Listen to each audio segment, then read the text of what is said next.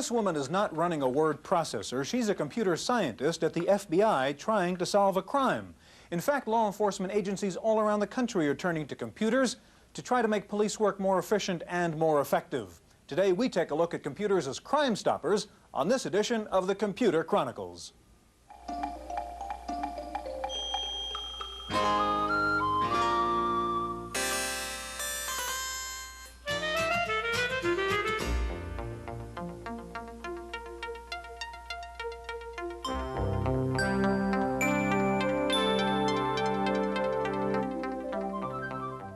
The Computer Chronicles is made possible in part by a grant from AFIPS, the American Federation of Information Processing Societies. AFIPS, sponsors of OAC 86, the nation's leading conference on business technology. For conference information, call 800-OAC-1986. Exploring today's business solutions. Additional funding is provided by McGraw-Hill, publishers of Byte. Byte's detailed technical articles on new hardware, software, and languages cover the latest in microcomputer technology worldwide. Byte, the international standard.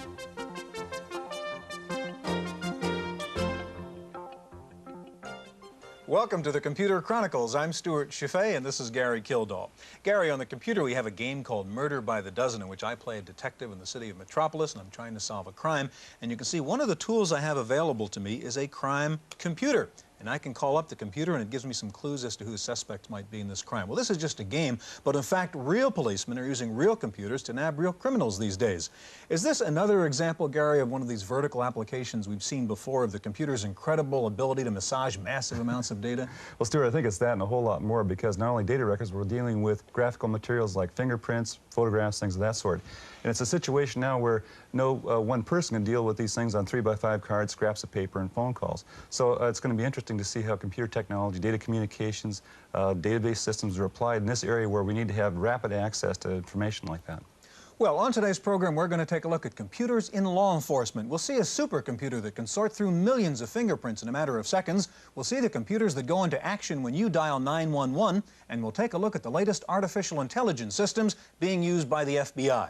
We're going to begin by looking at a $1 million computer that helped nab the prime suspect in California's infamous Night Stalker case. Since Scotland Yard began using fingerprints to track criminals in the 19th century, law enforcement agencies have faced the uncomfortable fact that a fingerprint without a suspect is often useless. To match a smudged partial print taken from the scene of a crime to one of the millions on file is so time-consuming that a criminal is likely to die before an accurate match is made.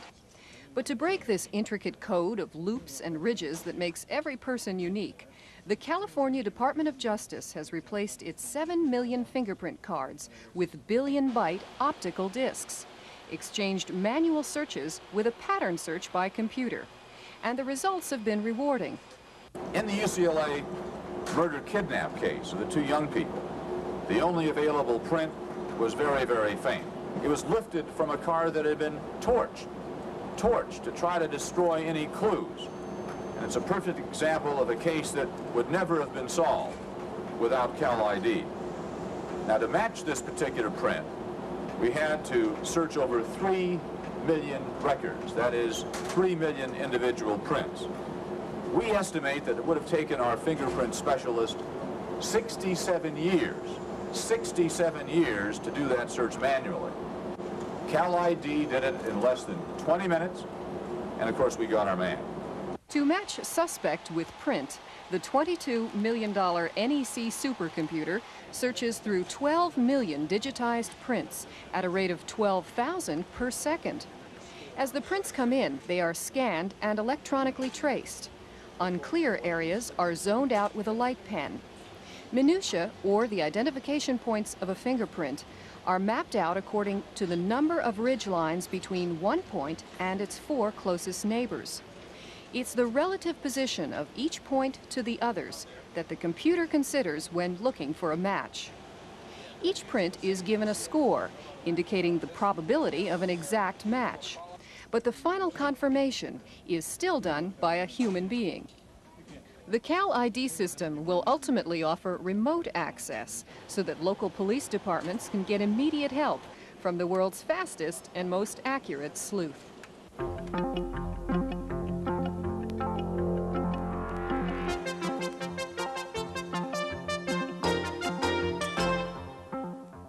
Joining us now in the studio is Louise Anderson, the marketing coordinator for Command Data Systems of Dublin, California. And next to her, Captain Steve Port of the Hawthorne, California Police Department. Gary? Stuart, I'm just going to start out with a real simple question. How has the use of computers really helped you as a police officer? You've been with the Hawthorne Police Department for a number of years. What have you seen change?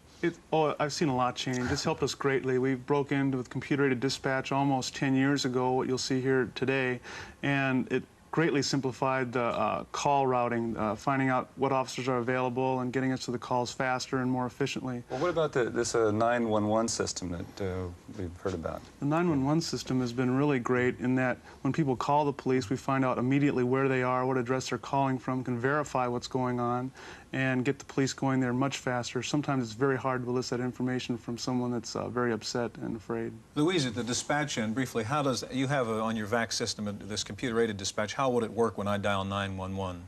When you dial 911, what will appear at the bottom of the dispatcher's screen is the information associated with the phone number that you're calling from. The dispatcher then will verify, is that where the problem is. Suppose I'm real nervous and panicked and I say I'm at an Alpha Beta supermarket. What we can do is then have the computer check to see how many Alpha Betas are in the area, and then the dispatcher can say, are you at the one at Farmers Lane? Are you at the one here? And you can go ahead and key that in. So this helps coordinate all the dispatching and the collection of information and so forth through a central computer system all at once. That's right. Also really makes sure that we are sending officers to the right place. Right. Okay. Now there's also another system that, Louise, you have that collects various pieces of information and kind of gets the clues all together. Can you show us that? That's right. That's our Sherlock crime analysis system, and what we use that for is to do searches when you don't know a person's name or you don't know a case number. I mean, those things you could, in the past, look up on a 3x5 card. But this sort of, you know, a bunch of facts and you're trying to get the So you mean witnesses might say, well, the car is something like this and the guy looked something like that and you're trying to track it down. Okay. Right. That's right. What we'll do on this is we will look for an older model Chevy or Ford. So I'm going to say, as a crime analyst, that an older model is from 1960 to 1970. And I'll say, okay, I want the Chevys or the Fords. And that's all I know. In the past, you just would not be able to do a search like this. So how big is the database that you're using for the search like this? This kind of depends. How many people would be involved in this thing? This is our demo database, so we don't have as many people. In a regular police department, you may have 300 to 400 people in your known offender file. So anyhow, let's track down 8 cars, which are Chevys or Fords between a 60 and a 70. Okay, what do you do next with, say, the person's description? Okay, say that the detective comes and says, okay, I've talked to some witnesses and now I've got a description of a person. What I can do is look at the people who are associated with these 8 vehicles and really narrow it down.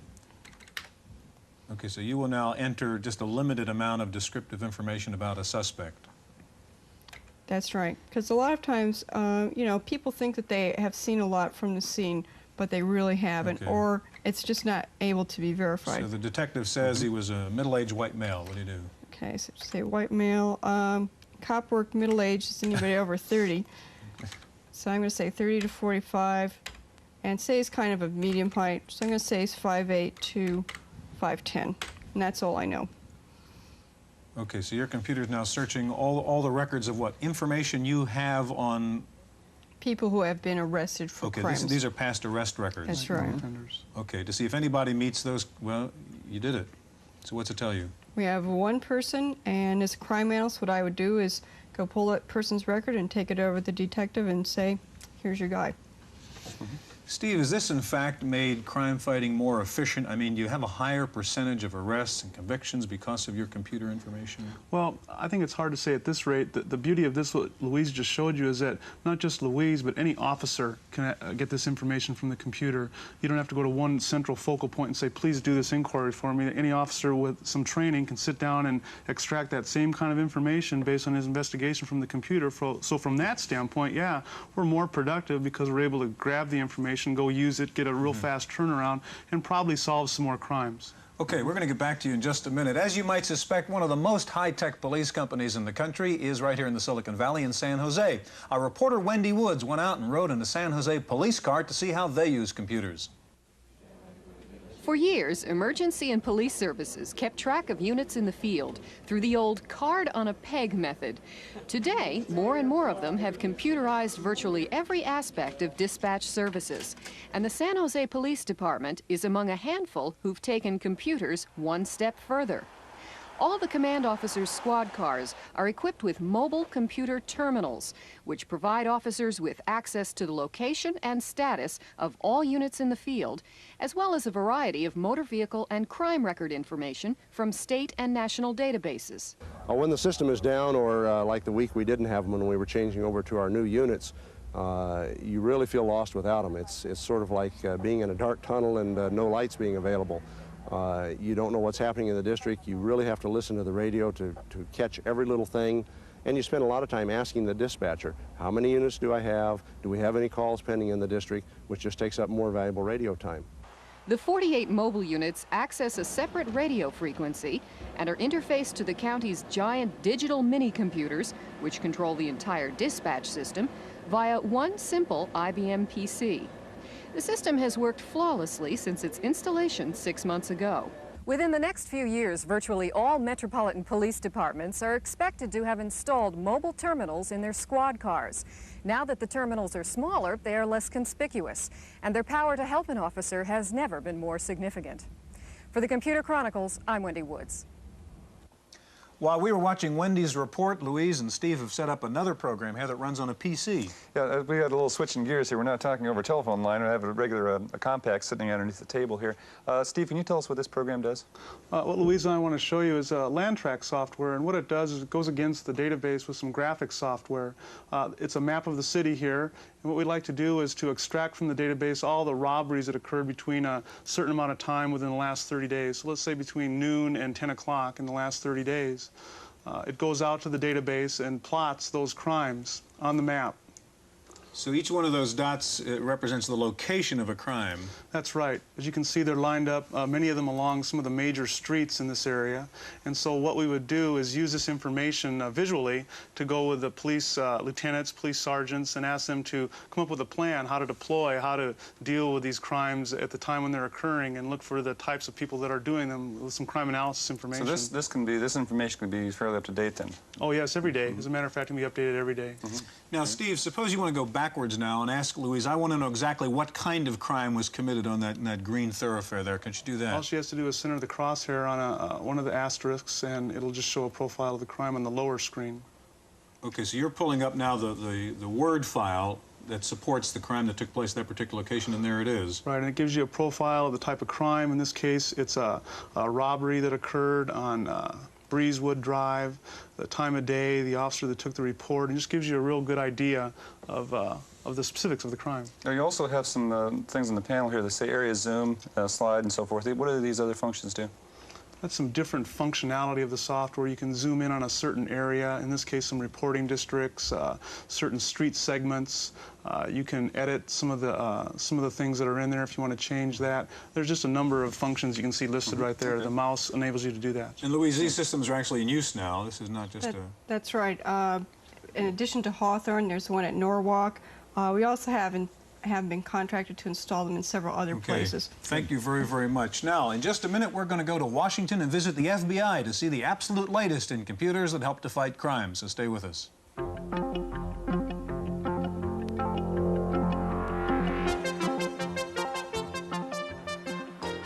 This is FBI headquarters in the nation's capital. If anybody should know how to use computers to catch crooks, it ought to be these guys. And they do know how, with a sophisticated collection of the latest computer hardware and software. The FBI has invested $500 million in computers. They have 7 mainframes, many with coupled backups, here at the National Crime Information Center. The statistics here are overwhelming. 250 billion characters of mass storage, 17 million records, 500,000 transactions a day. And talk about networks, there are 20,000 terminals accessing this system. Computers have given the FBI investigative capabilities which it never could have had in the days of 3x5 index cards. One example is a recent murder case involving a judge in Texas. An alibi for one of the suspects was that he was in a different place. We went through all the hotel registrations looking for that suspect's name or aliases. By using a computer search logic and matching logic for dates and aliases and names, we were able then to identify the fact and pinpoint the fact that our prime suspect was, in fact, in San Antonio the night of the murder. One of the FBI's top priorities is domestic terrorism. And with its new computer systems, it can now provide sophisticated intelligence even to agents in the field. An agent is driving his car on Route 10 out of El Paso heading west, following a van with suspected terrorists. He can now look forward to accessing any database in the FBI from that car while he's driving it in real time, and he'll be able to do it while he's driving, and he can still maintain his visual surveillance of this suspected terrorist vehicle. The FBI also uses computer-generated behavior profiles. In a hostage crisis, the agency consults its computers to predict terrorist behavior so as to help develop its negotiating strategy. The behavior profiles are used not only to catch criminals after the crime has been committed, but to prevent crimes from happening in the first place.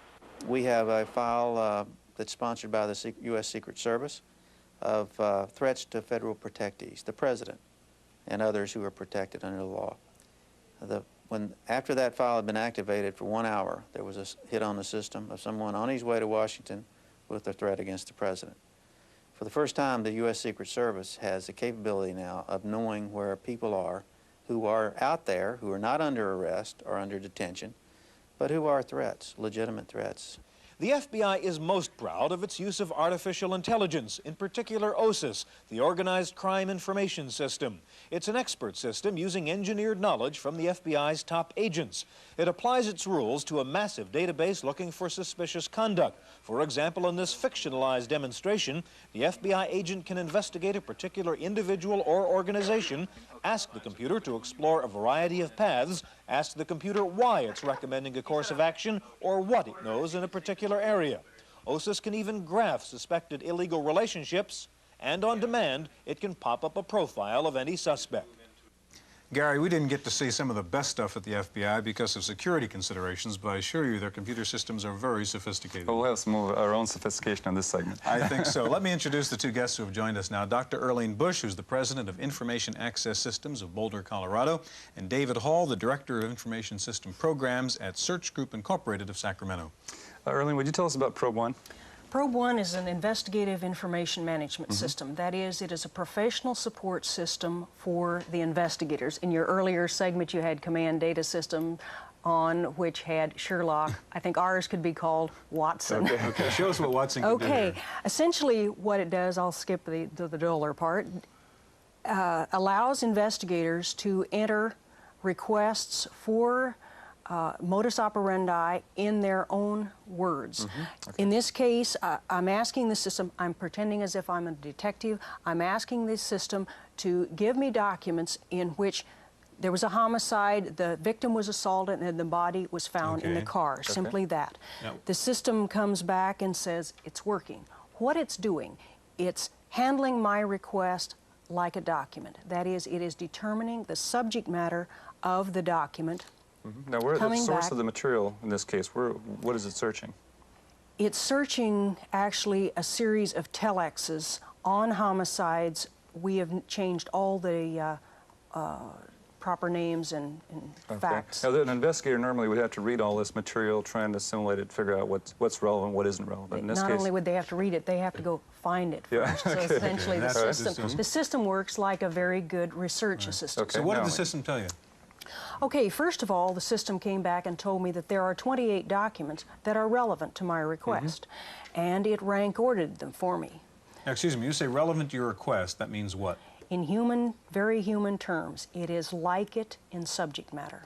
Okay, it found other cases dealing with victims assaulted and found in cars. Correct. Okay, and specifically, what's it tell you? And it tells me how close. That is, the first one is quite close. It would be a bullseye if we're right on, so to speak. The second and third are quite distant, and they are close to each other. Okay, can we take a look at this one here? Okay, so you can pull up the record now in that first document, which the computer says is very similar to the situation you described. That's correct. Which means it might have been committed by the same guy, for example. That is the general concept behind modus Okay. operandi, that a pattern will be repeated. Okay, what's it tell you? Okay, it is describing a woman who was assaulted and beaten and left. She was handcuffed to the car. However, the document does not contain the term homicide, which would be a basic requirement in any kind of a keyword technology. However, tell us a little bit about the technology. Okay, What's the now, in the sense technology- of, let's take the sentence itself. Do you take it apart, parse it, figure out where the verbs and adjectives and so forth are? No, what we do on the front end is tell the system the subject matter that it's going to be handling. In this case, it's handling homicides. In another installation we did, it was handling mining support documents. Okay. In yet another, it's handling legal library. All right, so there's certain words in there that would just be placeholders, the and or and so forth. Words Those of that are sort. ignored. Okay, and Absolutely. so now how do you actually then perform this matching process? You pre-analyze all these documents and figure out correspond the words to one another? No, we analyze the subject matter and the terms that make distinctions between subject matters, such as Okay. tire castings relate to crime scene I see, investigation, okay. whereas victim relates to homicide. David, now this system is being used, as I understand, in the state of Washington in the Green River murder case investigation, which has been unsolved. You work with police departments all over the country. How much do police departments share these kinds of databases and this kind of information? Databases of the type that Erlene is talking about here are very difficult to share because of the very nature of them. They have to send the documents back and forth. There's no system designed right now to be able to transfer those systems back and forth easily. You have to know what you're looking for when you contact another police department and ask them for something. Do you see that trend changing, though? Are we going to start to see an integration of these systems or not? I believe with the development of this type of system and other systems of this type, as you would refer to the FBI, that we will see a much greater sharing of this kind of information. How frequently are these kinds of sophisticated systems used? I mean, is cost a major factor in whether or not a police department can get into this kind of computer support? Definitely. Trying to derive the funds from the municipalities or states or counties involved is a difficult process, and procurement of this type of system is very difficult. Is very there? costly. I'm sorry, Gary. Well, there's always a question whenever we're talking about large databases and this question of access and locks and keys and so forth. Do you see this coming up also in the collection of information about people related to crime? It depends on who has access to the information. The primary thing we're concerned about is who's going to have access to what type of information or what circumstances. Information of this type that we're referring to would be only open to law enforcement, criminal justice agencies, and this wouldn't be something that we would see out in the public that would maybe hit the newspapers or something like that, because it's of the type of system that it is. Erlene, is the use of the probe system in the Green River murder case the first time this has been used in that way? In that way, yes. The other application was office automation. And what's the feedback been so far? What do the police in Washington State think about this? Well, I would have liked to have had Officer Shoemaker on the show because he is the system manager there, is quite familiar with the technology and quite enthusiastic. Okay, and also there's always a question that comes up also in programs like this, is that how much decision making would be made by the programmer, in the sense that when the program put it together, there leads to certain cases that more often than others. Do the investigators actually go back and check and make sure that these were relevant cases? I mean, the computers don't make the decisions. They simply advise. The judgment the computer makes is simply in reference to the document base and certain documents being related to the request. So they're aware that they should rely We're out upon of time. the Thank you very much. Now, it's fascinating to have this incredible computer ability to help law enforcement officials in finding criminals. There are some concerns, of course, about these massive databases and what can be done with them. They raise some classic techno-ethical questions, and our commentator, George Morrow, tries to provide some answers. One seldom hears computers mentioned in complaints having to do with law enforcement. I don't mean to suggest we have nothing to worry about in this area. However, the techniques used in audit trail checks and security access logs, which protect operating systems and accounting software, are tools which can keep the abuse of information by law enforcement personnel to a minimum. We do need safeguards in this area. But equally important, we need to realize that the very nature of crime makes computers potentially a productive tool for our police departments. Criminals almost always repeat the way they commit a crime, and computers are particularly good at spotting and analyzing repetitive patterns. Also, they can save time and effort with the myriad of paperwork which is becoming a larger part of a policeman's day, whether in connection with a crime or as part of something as simple and routine as an auto accident. Today, there is fierce competition for our tax dollars, which will not change in the near future. Computers can make these tax dollars work harder for us in law enforcement. That's how I see it. I'm George Morrow.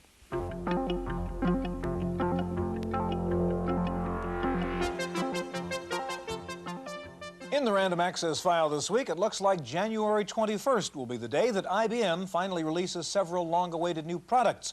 Expected to be introduced that day are the Clamshell Laptop Portable and the new TopView 1.1. The new version of TopView will reportedly add networking features and support for 3.5-inch floppy disk drives, but it apparently will not solve the problem of the 640K limits of MS-DOS. Atari reportedly plans to introduce a new upgraded version of the 520 ST. The new computer will be called the 1040 ST, and as the name implies, will feature over 1 megabyte of memory. The 1040 will also improve on the 520 by integrating the power supply and the disk drive into the main unit, thus eliminating the current cable mess with the 520. Atari also announced that a new version of the 520 ST with an RF converter will start showing up on the shelves of mass merchandise stores like Kmart and Toys R Us. In our legislative update file, several major pieces of computer legislation remain unfinished as Congress reconvenes for 1986. They include bills on copyright protection, computer crime, and computer privacy, and provisions for R&D tax credits. Epson and Toshiba have announced the development of new color LCD displays for computers. Epson says its new 5-inch screen is 10 times brighter than existing black and white LCD screens with a resolution of 480 by 440 pixels. A California optometrist says the reason computer users suffer eye strain is because the eyes focus on a point beyond the plane of the screen. So he has come up with a VDT template, which he says helps you focus your eyes at the right level. It's called EyeSaver, and it costs $15. Well, doctors may not make house calls anymore, but a new program called House Call may be a substitute. Its developers say it turns your PC into an MD with the ability to diagnose some 400 common medical problems. House Call comes on 2 double-sided, double-density discs and sells for $40. Finally, if you've seen the movie Young Sherlock Holmes and wondered how they made that stained glass man jump out of the window and wave his blood-tipped sword, the answer is a new graphics computer from Industrial Light and Magic, a division of Lucasfilms. The computer is called Pixar, and it not only created the image, but it electronically combined it via laser scanning with the existing film footage of the actor. Those 38 seconds of the film took Pixar and 6 engineers 9 months to create. That's it for this week's Computer Chronicles. We'll see you again next time. The Computer Chronicles is made possible in part by a grant from AFIPS, the American Federation of Information Processing Societies. AFIPS, sponsors of OAC 86, the nation's leading conference on business technology. For conference information, call 800-OAC-1986. Exploring today's business solutions. Additional funding is provided by McGraw-Hill, publishers of Byte. Byte's detailed technical articles on new hardware, software, and languages cover the latest in microcomputer technology worldwide. Byte, the international standard.